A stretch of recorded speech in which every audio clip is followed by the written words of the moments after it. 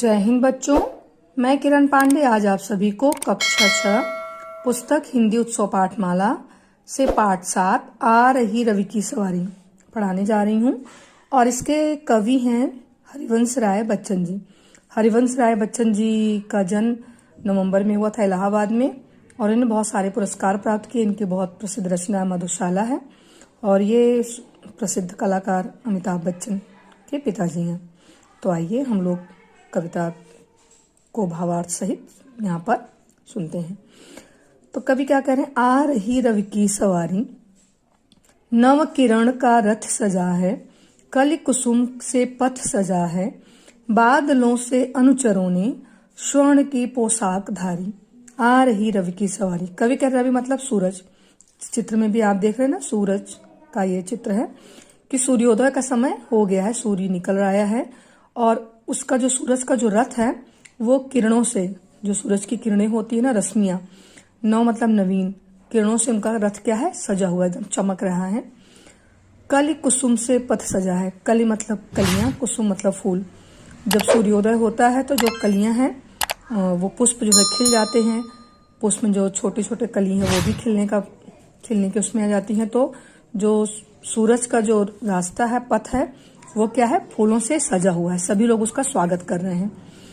जितनी भी प्राकृतिक सुंदरता है, प्रकृति, सब लोग क्या कर रहे हैं, इनका स्वागत कर रहे हैं। बादलों से अनुचरों ने स्वर्ण की पोशाक धारी। जो भी बादल हैं, अनुचर मतलब होता है नौकर, सेवक, दास। ये क्या है, ये सूर्य भगवान के क्या है, दास के रूप में है, जिसने की सोने की पोशाक धारण कर रखी है, ऐसा प्रतीत हो रहा है। सब जगह धूप पड़ रही है।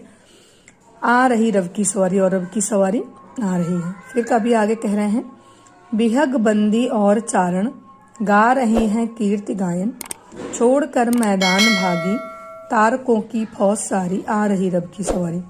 बिहग मतलब पक्षी, बंदी मतलब जो बंदी हैं, चारण मतलब जो दास हैं, जो भाट जो गाते हैं। सभी लोग क्या कर उनका कीर्ति गायन कर रहे हैं, सब लोग उनके यश का गुणगान कर रहे हैं। छोड़कर मैदान भागी, और जो तारे हैं आसमान में, रात में जो तारे निकले हैं, ये लोग अपना मैदान छोड़ करके भाग गए हैं। इनके तारों की फौज है वो चली गई है, क्योंकि अब क्या हो रहा है, सूर्योदय निकल रहा है।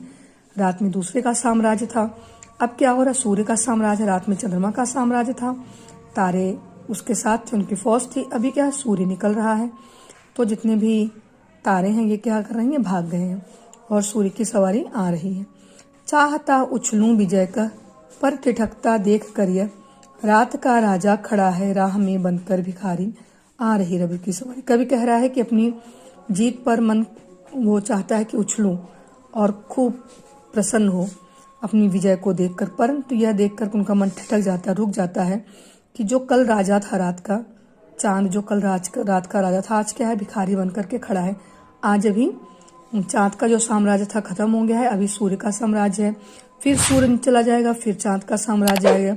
तो ऐसे बदलाव होते रहते हैं जीवन में, कभी सुख कभी दुख, कभी अच्छा कभी बुरा, कभी आज हमारा समय है तो कल किसी और का समय है। तो ऐसे होता रहता है। तो हमें कि कभी अपनी सफलता के ऊपर घमंड नहीं करना चाहिए। तो ये सब सोच करके जो कवि हैं कह रहे हैं कि वो रुक जा रहे हैं और सूरज की सवारी आ रही है।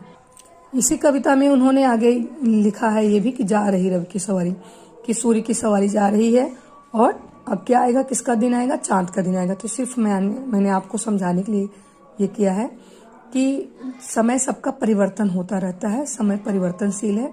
कभी हमें अपने ऊपर अहंकार नहीं करना चाहिए। अगर हमें सफलता मिली है तो हमें कभी अहंकार नहीं करना चाहिए, क्योंकि आज हमारा समय है, कल किसी और का होगा। जय हिंद बच्चों।